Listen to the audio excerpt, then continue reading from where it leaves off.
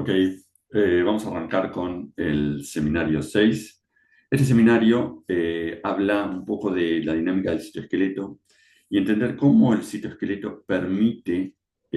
participar en diferentes procesos de la célula y funciones celulares. Vamos a estar hablando a lo largo de la clase de polaridad celular, de migración y los procesos de división. Y entender cómo la estructura de este citoesqueleto permite a la célula establecer diferentes orientaciones, poder movilizarse a partir de reestructurar el citoesqueleto y permite los procesos de división celular.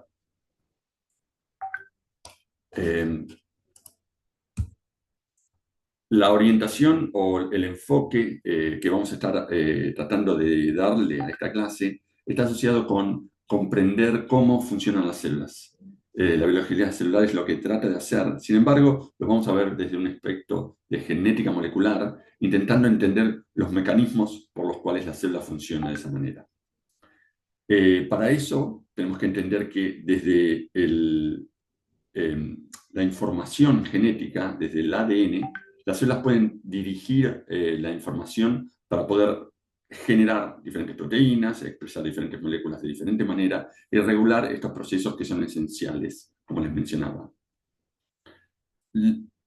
Entender que a partir de la expresión génica se define el destino celular, permitiendo que de un mismo ADN nosotros podamos tener distintos tipos celulares, especializar la célula para diferentes funciones y cambiar los programas funcionales de la célula. Vamos a ver durante los procesos de división celular, como la mitosis o la meiosis, cómo esta célula depende de haber generado una serie de patrones genéticos, una serie de expresión de genes que aseguren la correcta distribución del material genético en diferentes etapas, y vamos a entender cómo estos cambios genéticos, que podemos llamarlos a nivel de expresión, a nivel de variantes, a nivel de cambios permanentes como las mutaciones, podrían modificar los procesos celulares, ya sea la proliferación, la polaridad, la organización y la fuerza con que se unen diferentes células. Y esto entonces, desde el punto de vista de la genética, podemos cambiar diferentes funciones de la célula, y algunos, si no estuvieran funcionando de manera correcta, ser asociados con enfermedades, ya sea con desregulación del ciclo celular como el cáncer o las distrofias musculares como un tipo o ejemplo de enfermedad. Vamos a empezar viendo cómo el impacto de modificaciones genéticas, ya sea a nivel de expresión de diferentes subunidades de una proteína, del citoesqueleto, como podríamos poner en ejemplo en este caso la queratina, polimorfismos en un mismo gen, cambios o variantes genéticas o hasta mutaciones, pueden cambiar la fisiología y el funcionamiento del tejido. ¿Okay? Entonces, una proteína estructural como del citoesqueleto, como podría ser la queratina, tiene varias posibilidades de ser expresada porque existen numerosos tipos de queratinas en los tipos celulares, y además expresión de cambios o variantes entre la población que los llamamos polimorfismos. Esto puede cambiar o modular la regulación de la expresión, y sabemos que diferentes tipos celulares van a cambiar los tipos de queratina que van a estar expresando, determinando una función específica. Sabemos que distintos tipos de piel o distintas regiones en la piel pueden modular la expresión de estos filamentos intermedios, y por eso tener una función específica asociada con la expresión diferencial. En enfermedad podemos hablar de que cambios significativos en la función o expresión de estos genes llevan a una inducción de enfermedades de la piel, dado que se alteran funciones específicas, y eso es lo que vamos a ir tratando de entender hoy. Estos efectos pueden ser modelados o estudiados en distintos modelos celulares o animales para tratar de entender cómo distintos efectos en la piel que encontramos en un paciente humano pueden ser modelados posteriormente con animales que carecen de expresión de una proteína específica, en este caso la queratina, y viendo cómo y estudiando cómo los efectos de la piel en condiciones controles se forma y establece de una manera y resiste a las tensiones de una manera, y en condiciones de enfermedad empiezan a tener defectos en esta resistencia. Lo clave para esta clase va a ser abordar la organización celular y su regulación, la interacción entre el citoesqueleto, la polaridad y la división celular, y la conexión de esto con la fisiología celular y las enfermedades que pueden ser tanto por un evento esporádico o por causas hereditarias. Para desarmar esta clase vamos a empezar con el primer componente del citoesqueleto, que son los microtúbulos. Si vemos en la organización celular, podemos encontrar que existen tres componentes principales del citoesqueleto que forman el andamiaje, la estructura que sostiene la forma, la polaridad de la célula. Esos son los microtúbulos, los microfilamentos, en este caso de actina, y los filamentos intermedios que están representados por diferentes proteínas específicas que se expresan en distintos tipos celulares, como mencionamos en un tipo celular de la dermis, la queratina. Los microtúbulos van a ser esenciales en el establecimiento de la morfología celular, proveen los carriles de transporte intracelular en distancias significativas, están involucrados principalmente en la mitosis y en la formación de los cilios y flagelos. Los microfilamentos, los filamentos de actina también, están asociados con soporte estructural, dando moldeado a diferentes estructuras celulares que tienen protrusiones o protuberancias y asociados también en la movilidad o en la migración celular. Como vemos, por último, los filamentos intermedios se encargan de proveer una resistencia mecánica y se asocian también a la estructura nuclear, lo vamos a estar viendo en la desorganización nuclear durante la división celular,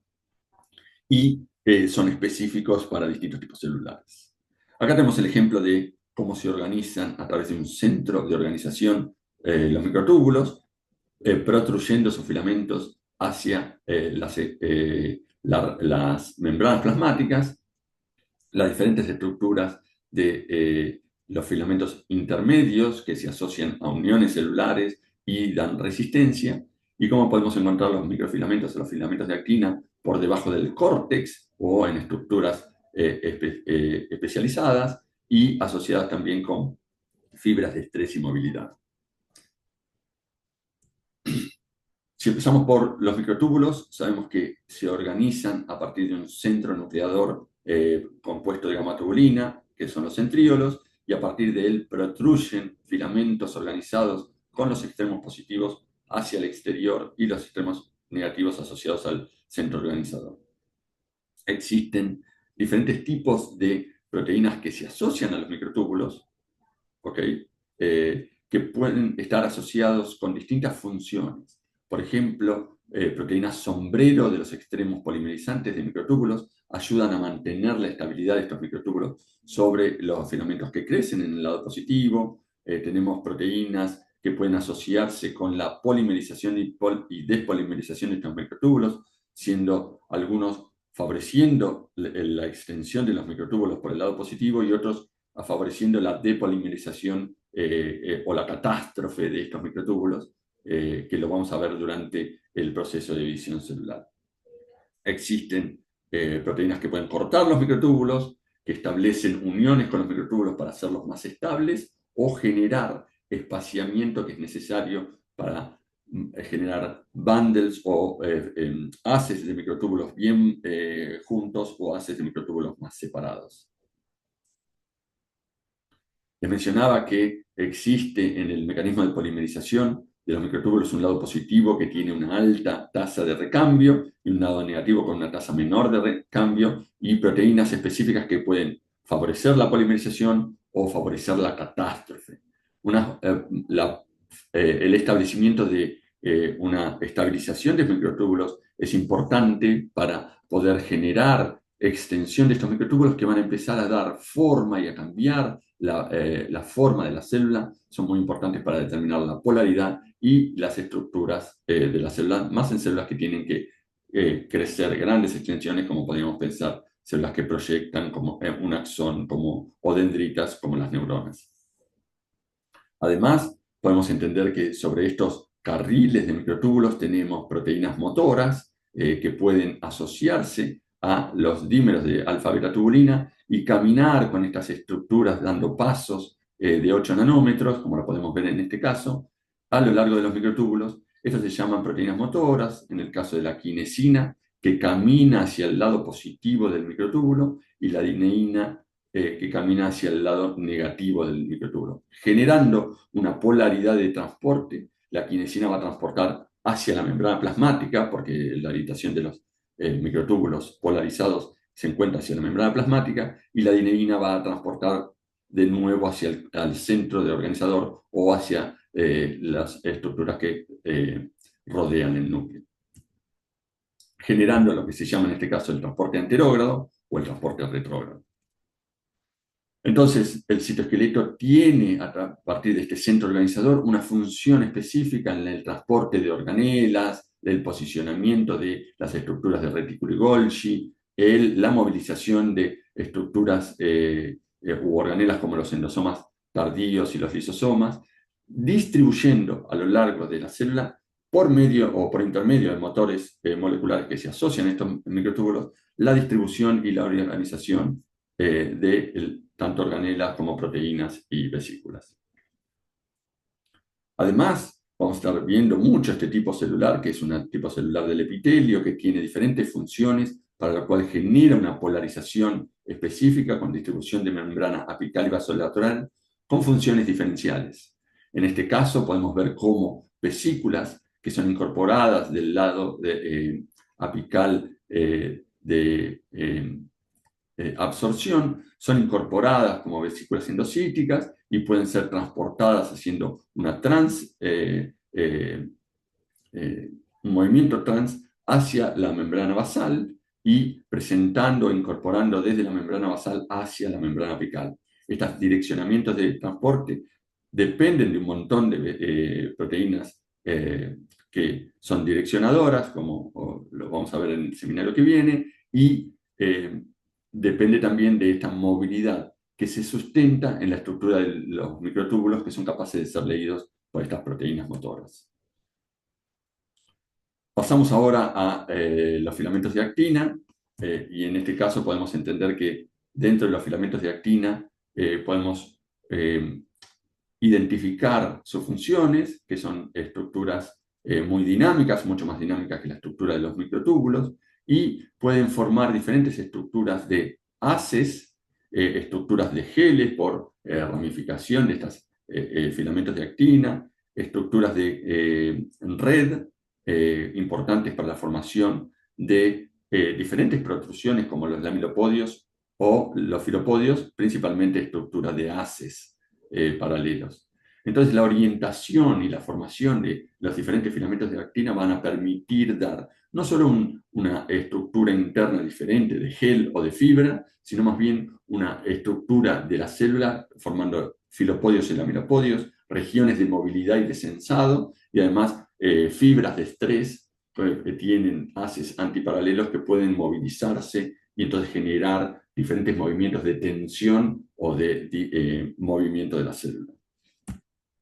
Nuevamente, sabemos que los filamentos de actina se generan por polimerización y depolimerización, en un extremo positivo, en un extremo negativo, y diferentes proteínas son capaces de asociarse a estos filamentos de actina y dar función. En este caso, vamos a ver un ejemplo, como es ARP23, que es capaz de generar estas ramificaciones en estructuras de gel de la actina. Podemos encontrar proteína profilina que se une a los monómeros de actina en las subunidades para poder mantener o permitir la proliferación o la polimerización, de los filamentos. También tenemos proteínas que se asocian a los filamentos de actina dando este espaciamiento. Nuevamente queremos tener estructuras más laxas o estructuras más compactas y podemos modularlo con la fimbrina y la alfa-actinina. Además, dentro de la estructura de filamentos de actina podemos encontrar nuevamente proteínas motoras, no como las anteriores que se unen a los microtúbulos, sino de estas son específicas que se unen a los filamentos de actina y son llamadas las miosinas. Hay diferentes tipos, miosinas más procesivas o menos procesivas, y ambas se encargan de generar fuerza a lo largo de las fibras, pueden generar fuerza de movimiento, como vamos a encontrar en la contracción muscular o en las fibras de estrés que están representadas en este caso, o podemos encontrar movimiento de organelas a lo largo de las fibras por miosinas específicas que generan movimiento. En este caso vemos una unilobular, una miosina unilobular del tipo 1, que se asocian a anclaje de la membrana, de las fibras de actina a la membrana, asociadas al córtex. Podemos encontrar del tipo 2, principalmente en eventos de contracción, y las de tipo 5, como les mencionaba, las miosinas bilobulares, que se asocian a un transporte de organelas. Vamos a ver, por último, el último componente que tenemos de la estructura del citoesqueleto, que se llaman los filamentos intermedios. Son muy abundantes y específicos de tipos celulares, brindan principalmente resistencia mecánica, ¿ok? Y anclaje celular, y están comúnmente asociados a las láminas nucleares que están asociadas con la estructura y estabilidad de la membrana nuclear. Su función principal es dar resistencia mecánica y estabilidad estructural. No son dinámicos como los filamentos de microtúbulos o de actina, porque no tienen un mecanismo de polimerización y depolimerización, sino más bien se asocian a un mecanismo de ensamblado a partir de monómeros que se ensamblan y se entrelazan formando dímeros, luego tetámeros y formando protofibrillas que finalmente se van a estar asociando para dar un filamento específico intermedio. Es importante entender que es relevante la función no solo de los microtúbulos, también de los filamentos de actina y en este caso de los filamentos intermedios. Sabemos que cambios o alteraciones en la funcionalidad, ya sea por cambios en la expresión diferencial, ya sea por cambios en la expresión asociada a polimorfismos o por defectos originados específicamente en mutaciones, podemos encontrar que alteraciones en la formación de este complejo filamentoso que brinda estabilidad y sustento es significativo para la resistencia de este tejido. Si pensamos que este tejido tiene un soporte mecánico que permite uniones entre las células, a la falta de este soporte mecánico, cualquier tensión, ya sea una tensión suave, ya sea una tensión por estiramiento, lleva a una desorganización específica de la estructura de las células de esas uniones y una ruptura principal del tejido que puede verse significativamente afectado. Esto pasa principalmente en una enfermedad que se llama la epidermólisis ampollosa simple. En este caso se encuentran mutaciones específicas en estos tipos de queratina, principalmente asociados con pérdida de función, o sea, con no expresión de los tipos de queratina, y ante daños, que no son daños, ¿no? Ante eventos de golpes o raspado en zonas expuestas, principalmente en las manos, en los pies, pueden ser en las regiones del cinturón, en diferentes regiones donde estas personas tienen un problema significativo y donde se forman unas ampollas por desprendimiento de las uniones de la dermis, y esas ampollas se llenan de líquido, luego empiezan con posibilidad de infectarse, un montón de lesiones que se generan a través de mínimos traumas en la piel con estos pacientes que tienen mutaciones en el gen que codifica para este filamento intermedio. Entonces, vemos que es súper relevante entender las diferentes formas de poder expresar diferentes proteínas que permiten la función celular y los defectos que pueden ser muy significativos a cambios en las propiedades de la piel. Por ahí nosotros no llegamos a encontrar específicamente una mutación con una lesión grave, sin embargo, las propiedades de la piel se deben específicamente a esta posibilidad de tener una expresión diferencial, unos cambios en las isoformas o cambios en las subunidades de queratina que podemos expresar para mantener resistencia en nuestros tejidos.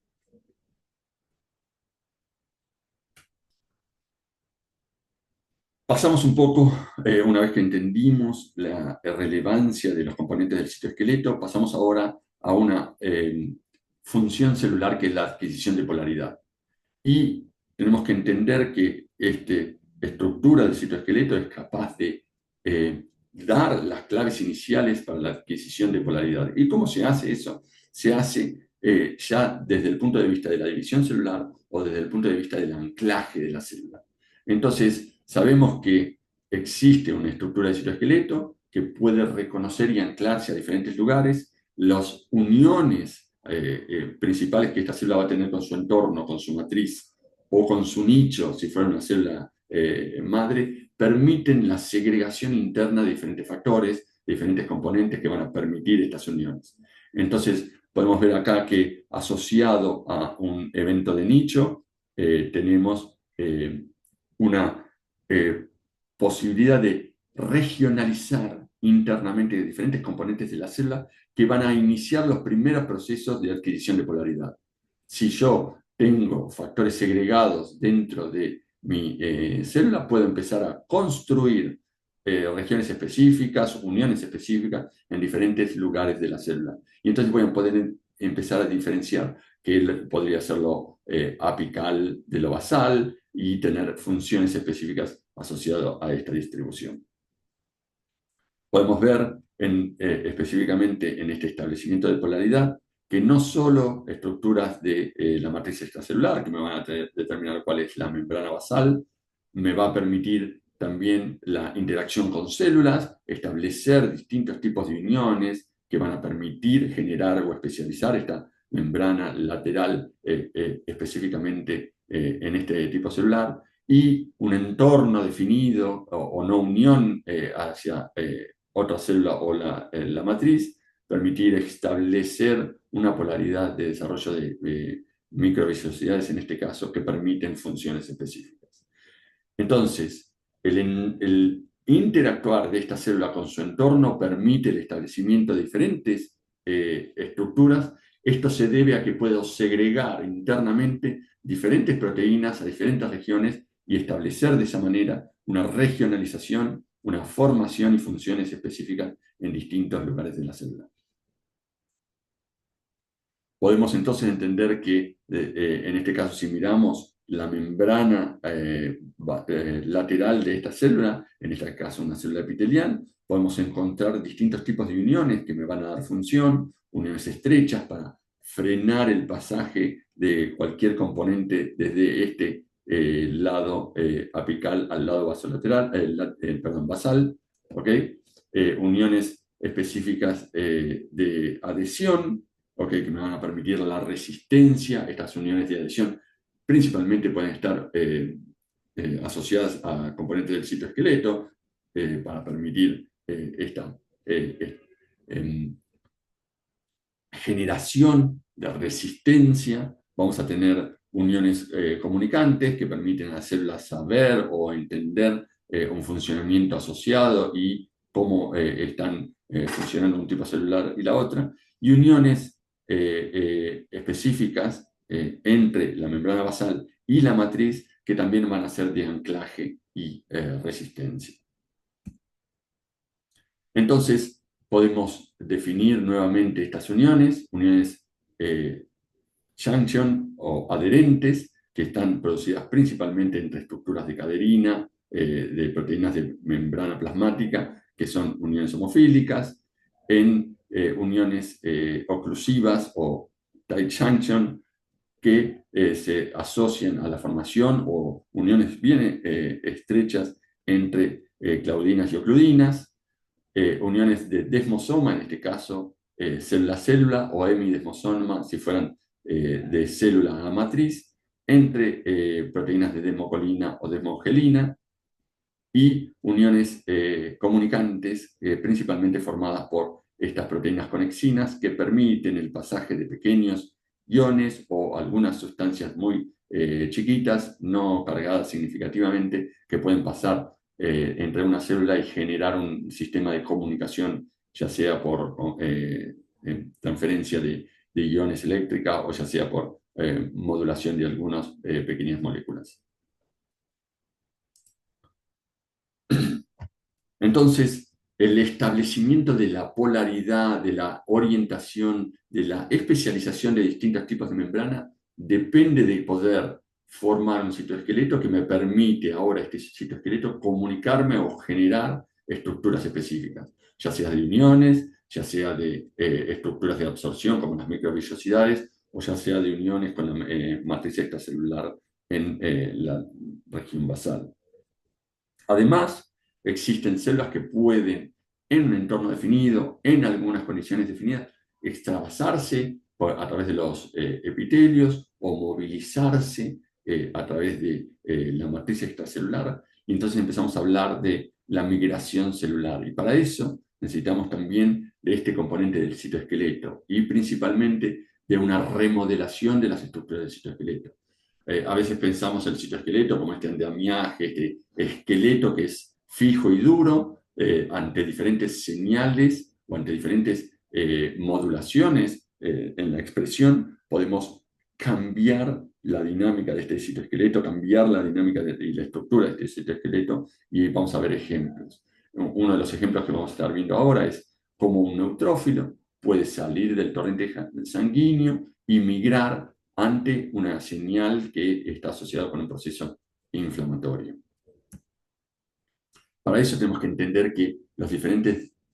componentes del citoesqueleto, que lo veíamos como fibras, que podíamos pensar que estaban fijas, tienen una dinámica muy significativa y esa dinámica depende de un proceso de señalización. Cuando hablamos de señalización, estamos hablando de una señal específica que es captada por algún receptor y genera una cascada de señalización intracelular que puede permitirnos a nosotros polarizar la célula de manera definida. Vamos a entender que esta célula tiene un fenotipo de migración con un frente de avance y un frente de retroceso, y la modulación, específicamente en este caso tenemos en rojo graficado los filamentos de actina en el córtex de la membrana, en la estructura de amilopodios y filopodios y en la estructura de fibras de estrés, estas fibras contráctiles. Entonces, la modulación y el ensamblado de estas estructuras del citoesqueleto de actina depende de una señalización selectiva. Podemos entender que en el frente de avance existe una activación a través de una señalización mediada por proteínas específicas que generan un evento de polimerización, ya sea de fibras paralelas o de estructuras de gel. Entonces permite el establecimiento de estructuras o protuberancias en la célula que le van a permitir ir buscando las regiones de movilidad o de migración y generando adhesiones específicas para poder anclar la célula y ir traccionando. En el frente de retroceso va a aparecer o va a predominar un efecto contrario. Este efecto está mediado por esta proteína Rho, que va a llevar a una depolimerización principal de los filamentos de actina y una activación de la miosina para la movilidad de las fibras de estrés. ¿Okay? Entonces, ambos efectos son contrarios, y este efecto contrario que permite regionalizar la actividad de polimerización en filamentos, en filopodios y en lamilopodios, y la actividad de polimerización o activación de contracción en las fibras de estrés. Nuevamente, esto responde ante una señal. Nos fijamos que hay una señal, ya sea de inflamación o daño, que es un crimen atractante. Este es recibido por un receptor de membrana, en este caso, que puede nuevamente activar diferentes mecanismos de modulación de los filamentos de actina. Por intermedio de una G inhibitoria, una proteína G inhibitoria, podemos activar la vía de RAC, que va a favorecer la polimerización de filamentos de actina para lo que mencionaba, la protrusión en el frente de avance, y a través de modular distintos intermediarios, y en el caso de una proteína Rho que favorece la depolimerización y la contracción de los filamentos de actina para poder migrar esta célula hacia el frente de avance. Entonces, entendiendo que las señales pueden modular estos mecanismos, estructuras de filamento, vamos a ver ahora cómo una célula que se encuentra en el torrente sanguíneo haciendo mecanismos de movilización a través de un rolling, teniendo contactos momentáneos con la pared del endotelio, puede, ante un evento de señalización específico, frenar esta movilidad en el torrente y salir del torrente sanguíneo, extravasarse el tejido y la matriz para poder funcionar o responder a una señal inflamatoria. Entonces, esto depende de cambios progresivos en la célula, que lo que van a hacer es cambiar diferencialmente la expresión para que podamos no solo modular las proteínas que tenemos en la membrana, sino también modular o modificar la estructura del citoesqueleto. Entonces, si en este rolado de este neutrófilo que va a lo largo del torrente sanguíneo encuentra señales específicas, como podemos encontrar diferentes azúcares como selectinas de adhesión, dado a un evento de inflamación, el neutrófilo va a poder frenar o detenerse o rolar de una manera más lenta en este evento de movilidad para en algún momento anclarse, dada la presencia de proteínas específicas que le permiten este anclaje. ¿Cuáles son esas moléculas que permiten la adhesión? Están determinadas por proteínas de membrana, principalmente, que pueden hacer uniones, en este caso homofílicas, entre caderinas o entre familias de inmunoglobulinas, como moléculas de adhesión como las NCAM, ¿okay? Que pueden hacer uniones entre proteínas del mismo tipo, lo que vamos a llamar a esto uniones homofílicas. Las uniones heterofílicas se realizan entre proteínas como la selectina, que van a encontrar distintos azúcares, estas que les permitirían rolar a través de la membrana, estas van a ser uniones más fuertes que van a permitir anclarla, y por ejemplo también podemos hablar de uniones heterofílicas entre integrinas y proteínas de la membrana, perdón, de la matriz extracelular. Entonces, veíamos este neutrófilo que estaba rolando, se ancla por la presencia ahora de moléculas de adhesión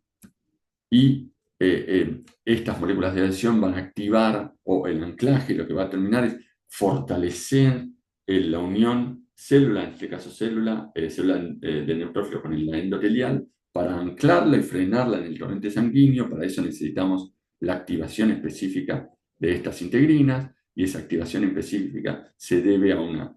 interacción de proteínas, ¿okay? Que permiten un desenvolvimiento de la estructura terciaria de la proteína y la exposición de la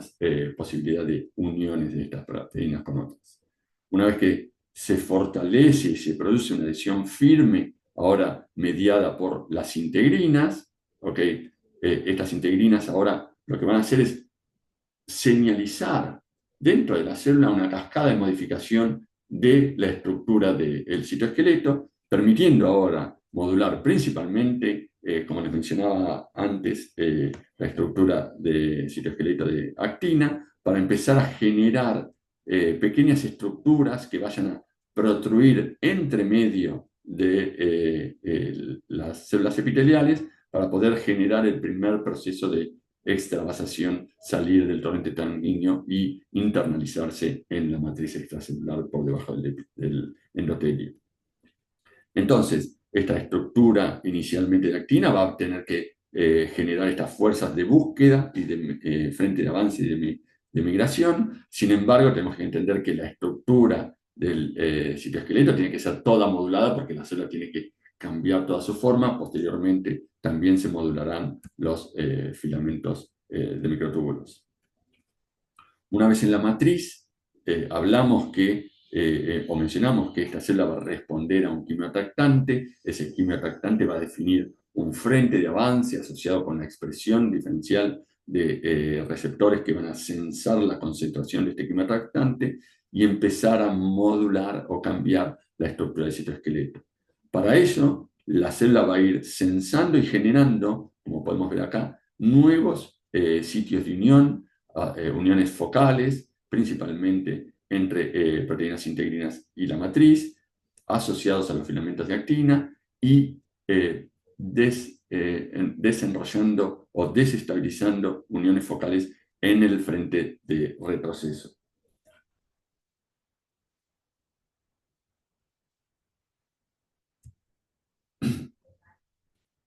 Entonces, nuevamente, y esto es importante tenerlo en cuenta, siempre que hablamos de por cómo responde o por qué responde una célula, decimos señales. Sin embargo, hay que entender en profundidad los mecanismos de estas señales, que están principalmente mediadas por factores solubles, componentes de la matriz extracelular, que pueden señalizar a través de proteínas de membrana, ya sea receptores, si es un quimioatraptante, ya sea de integrinas, si estamos asociados con uniones de la matriz extracelular, que permiten traducir una vía intracelular de señales que van a poder modular, en este caso, el citoesqueleto para cambiar los fenómenos de movimiento y cambiar los fenómenos de estructura y forma celular. Sabemos, y lo podemos asociar con estructuras específicas de la membrana, que existen regiones de la membrana que están altamente enriquecidas en estas proteínas de receptoras de moléculas, ya sea por receptores o por estructuras de anclaje, que se encuentran principalmente en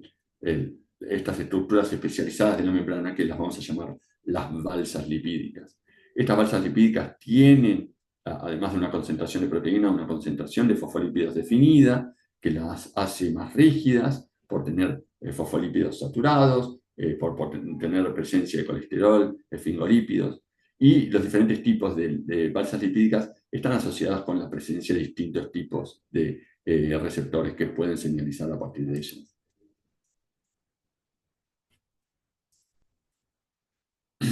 Entonces, estas balsas lipídicas son ensamblados dinámicos de diferentes estructuras que permiten o regionalizan estructuras de señalización. Tenemos balsas lipídicas de caveolinas que se asocian a la formación de una caveola e internalización a partir de estas balsas lipídicas para la incorporación de las proteínas de membrana una vez que se produce la adhesión a la señal, y permiten, en este caso, ser asociadas a través de diferentes moléculas intracelulares a receptores de proteína G, a diferentes cascadas de señalización de quinasas que van a estar mediando la señalización a través de la parte interna de la célula para la modulación de las estructuras del citoesqueleto.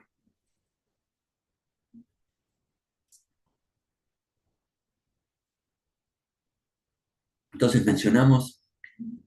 a partir de esta célula que está migrando, un frente de avance. En este frente de avance se producen además eventos de, ¿cómo se llama?, de rellenado de membranas. Este rellenado de membranas se producen principalmente por fenómenos de exocitosis, vesículas que van a pegarse a la membrana plasmática y unirse para la incorporación de nuevas membranas, y esto en el frente de avance, y eventos de endocitosis en la cara posterior o en la cara de retroceso, que van a generar también una estructura de dinámicas desde el frente de retroceso hacia el frente de avance para proveer de estructuras que necesitamos para poder migrar en estas células. Estas comunicaciones entre la endocitosis del frente de retroceso y la exocitosis del frente de avance se sostiene a través del transporte de vesículas del citoesqueleto, dependiente principalmente de microtúbulos y localmente de filamentos de actina. Entonces, dependemos de esta vía secretora y esta vía endocítica para poder generar estas estructuras que van a ir haciendo un movimiento de vesículas a lo largo de la célula para proveer de membranas desde el frente de retroceso hacia el frente de avance. También se produce una movilidad de thread milling, de cinta transportadora para los filamentos, para los dímeros de alfa y beta actina, que son necesarios para la polimerización local de los filamentos de actina. Cuando hablamos de estos tipos de vesícula que tienen que ser endocitados y exocitados en el frente de avance, sabemos que estas vesículas tienen un direccionamiento específico porque presentan asociados a su membrana proteínas de asociación a membrana por uniones específicas que son las RAB, y estas RAB son RAB de direccionamiento tanto de la vía endocítica como de la vía exocítica, que son diferentes y permiten asociarse ahora a los motores para poder ser direccionados a diferentes regiones, y encontramos en estas vesículas estas proteínas SNARE, que son las SNARE vesiculares, que se van a asociar a las SNARE de membrana para poder permitir este lazo específico que le permite un acercamiento entre las dos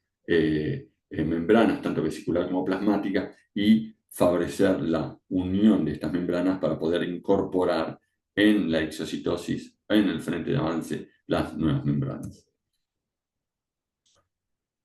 Nuevamente, esto se asocia con el direccionamiento de vesículas, que vamos a entender cómo se produce específicamente desde retícula Golgi o desde la membrana plasmática hacia la vía endocítica por estructuras de canasta que permiten la invaginación. Esto va a estar muy bien explicado en la próxima clase, donde vamos a ver direccionamiento. Pero es importante entender que existen estructuras o proteínas formadoras de canasta que permiten la invaginación de la membrana y la formación de vesículas que van a ser luego asociadas a un sistema de transporte. Bueno, vimos la estructura del citoesqueleto, vimos su funcionalidad en la determinación de polaridad, vimos su funcionalidad en los procesos migratorios, y vamos a ver ahora, por último, la funcionalidad del citoesqueleto, principalmente en la división celular, y entender cómo los diferentes componentes del citoesqueleto forman diferentes procesos o permiten diferentes procesos de funciones celulares que son relevantes para poder establecer los procesos de división celular. Y estos van a ser muy importantes porque van a estar ahora relacionados con los procesos de división celular que hemos visto en los puntos de control y las quinasas dependientes de ciclinas, y van a estar relacionadas con las fuerzas que necesita tener la célula para poder dividirse en dos células iguales o en meiosis, y esas fuerzas las vamos a poder entender hoy con las estructuras del citoesqueleto. Repasando entonces un poco el tema del ciclo celular, sabemos que para entrar en ciclo celular debemos poder censar el entorno y tener claves internas que nos permitan pasar este punto de restricción. Podemos en este punto, una vez que pasamos este punto de restricción, empezar a expresar todos los genes para las proteínas que necesitamos para el proceso de síntesis y de compactación del ADN, pasar estos puntos de control de ruptura o de integridad, perdón, del ADN y de empaquetamiento del ADN, y llegar al fenómeno de la mitosis, donde propiamente dicha la célula va a dividir todos estos componentes que ha duplicado, el genoma y las estructuras de organelas, lo va a dividir en dos células con igual componente, ya sea genómico, ya sea de estructuras de retículo y Golgi, ya sea de mitocondria, ya sea de todos los componentes que es la célula que necesita. Y vamos a encontrar dentro de este proceso de la mitosis reguladores específicos asociados con quinasas dependientes de ciclinas, estos controladores maestros, como el factor promotor de la mitosis, que finalmente es una quinasa dependiente de ciclina con su ciclina específica que favorece todos los procesos iniciales de la mitosis. Vamos a entender también que en un momento específico de la mitosis, la transición de metafase a anafase, existe otro punto de control determinado por el complejo promotor de la anafase que va a permitir la progresión de estos fenómenos y el silenciamiento del factor promotor de la mitosis para poder avanzar en las últimas etapas del ciclo celular.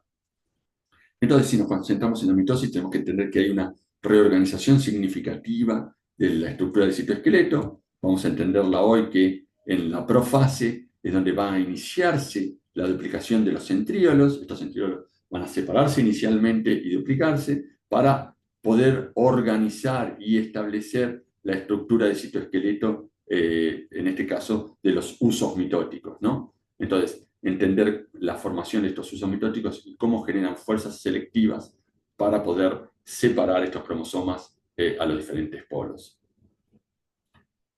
Entonces, tenemos acá en las fotografías de fluorescencia la tinción de los microtúbulos en verde y del ADN en azul. Podemos claramente ver la estructura del centro organizador de los microtúbulos y la orientación de estos microtúbulos como una red que va hacia diferentes lugares de la membrana plasmática y puede movilizar y sostener la movilidad de las diferentes organelas. Necesitamos reestructurar nuevamente este centro organizador para generar dos polos durante la división que van a permitir organizar los cromosomas bien condensados y poder segregarlos o segregarlos primero en el ecuador en metafase y separarlos posteriormente cada uno a uno de los polos. Esto requiere de procesos muy controlados, principalmente de poder formar estas estructuras de usos mitóticos que vamos a encontrar con tres componentes de los usos mitóticos específicos que generan tres fuerzas selectivas, y vamos a ver para la última parte posterior a la anafase el proceso de división celular propiamente dicho, de la separación de las membranas, que dependen ahora de los filamentos de actina específicamente para generar esta citocinesis. Entonces, iniciando el proceso de estos usos mitóticos, estas tres formaciones de uso mitótico, vamos a partir desde el evento inicial que se produce en la profase, que es la duplicación, ¿okay?, de estos centríolos por la separación inicial del centríolo único, la duplicación de los centríolos y la generación de dos estructuras de gamma tubulina capaces de ensamblar y nuclear filamentos de microtúbulos a partir de ellos. Estos van a estar, como vemos acá, en los dos extremos de la célula, una vez que se separaron, y a partir de ellas se van a empezar a polimerizar estos usos mitóticos. Y cuando hablamos de usos mitóticos, hablamos principalmente de tres usos mitóticos: los cinetocóricos, los polares y los astrales. ¿Ok? Pero, ¿cómo hacen estos microtúbulos para llegar a los cromosomas que están condensados, que se han duplicado, en este caso el genoma, y condensado en las últimas fases de G2?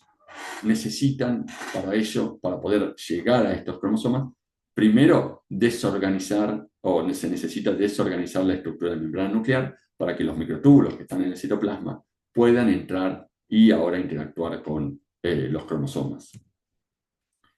Como podemos ver acá en una micrografía electrónica, podemos ver la estructura de filamentos intermedios por debajo de la membrana nuclear,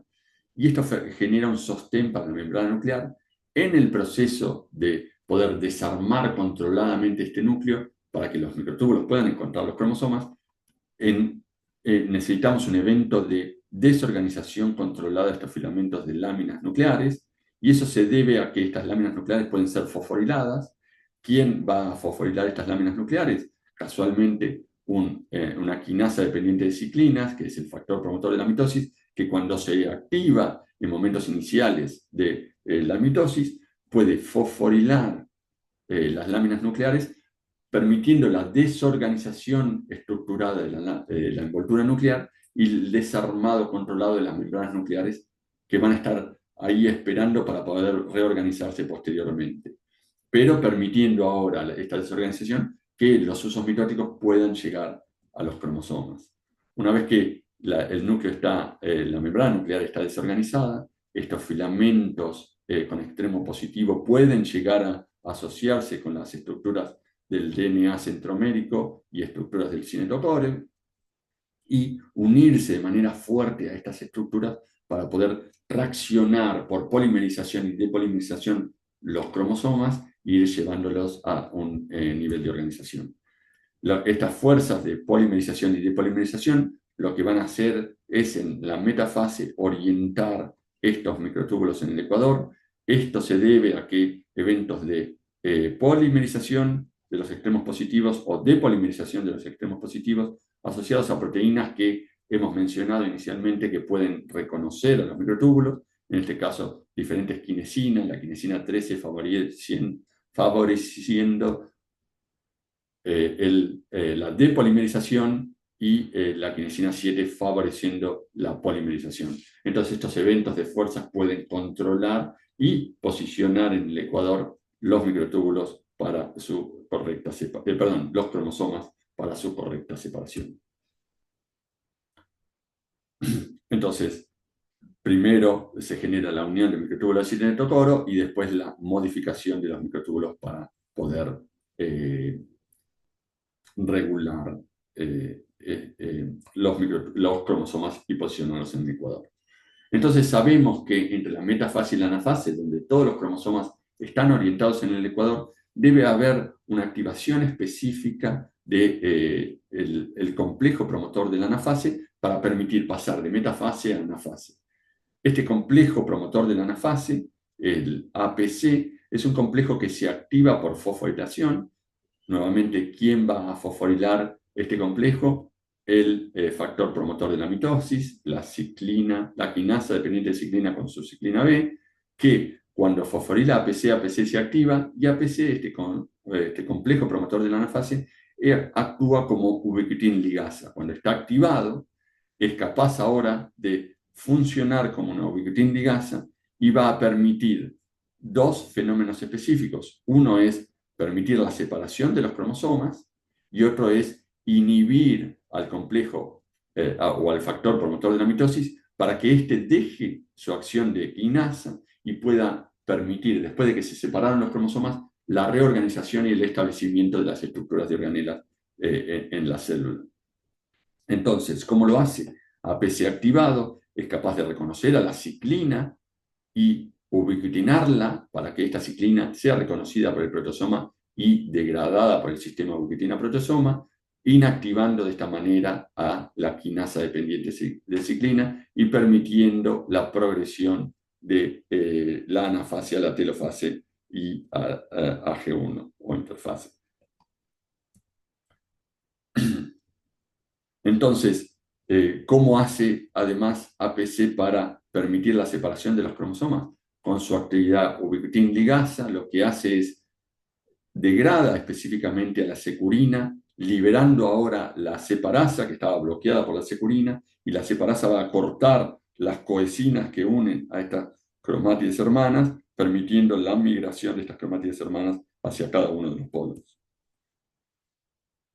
Cómo se produce el movimiento y la segregación y la separación de los cromosomas hacia cada uno de los polos, se debe a que, como podemos ver acá, los microtúbulos polares van a hacer este fenómeno de sliding mediada por proteínas motoras que producen el deslizamiento de los microtúbulos y permitiendo ahora que los centríolos o los polos se separen cada vez uno más del otro, ¿okay? Polimerización y deslizamiento de los microtúbulos, permitiendo que los usos cinetocóricos,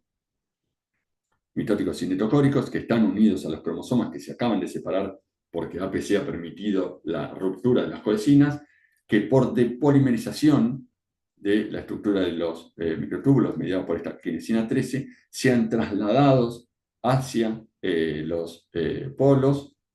separando un cromosoma para cada lado, y los microtúbulos astrales, como lo podemos ver acá, permitiendo que, anclados a través del complejo de dineína a la membrana plasmática, traccionen estos polos, cada uno hacia su membrana plasmática, y separando y segregando no solo el contenido genético, sino también los contenidos de organelas hacia cada uno de los extremos de los polos. Mencionamos que una vez segregado este contenido material genético, se ha inactivado el complejo promotor de la mitosis, el factor promotor de la mitosis. Entonces, al inactivarse el factor promotor de la mitosis, los filamentos de actina dejan de estar, perdón, los filamentos intermedios de las láminas nucleares dejan de estar fosforilados y empiezan ahora a reestructurar en cada uno de los polos a lo largo de las estructuras nucleares, nuevamente las membranas nucleares, para poder formar la cariomembrana que va a rodear en cada uno de los poros la estructura nuclear.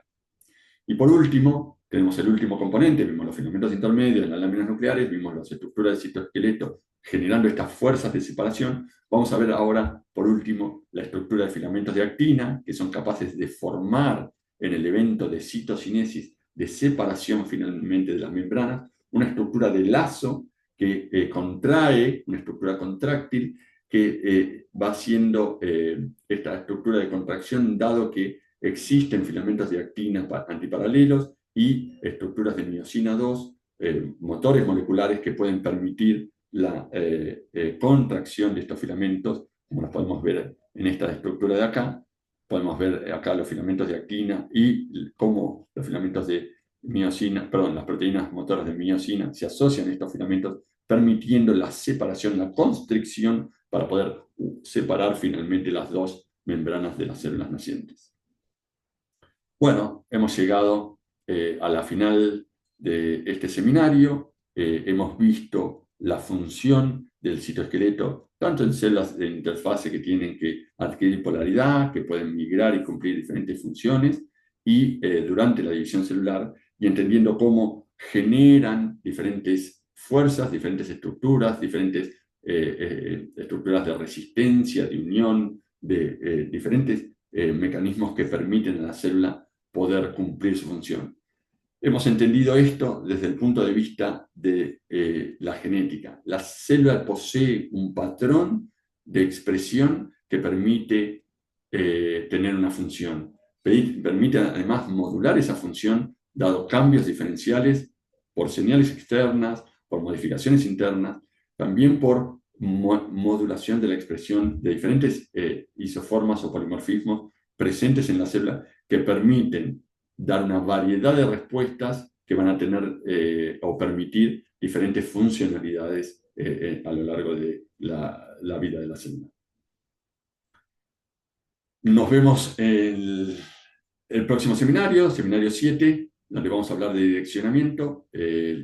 y espero que haya quedado claro. Acuérdense que tienen las clases de consulta para poder evacuar cualquier duda y entrar en mayor detalle. No se olviden de ir al libro, de leer estos diferentes conceptos que hemos dejado acá explicados para poder fortalecerlos y profundizarlos.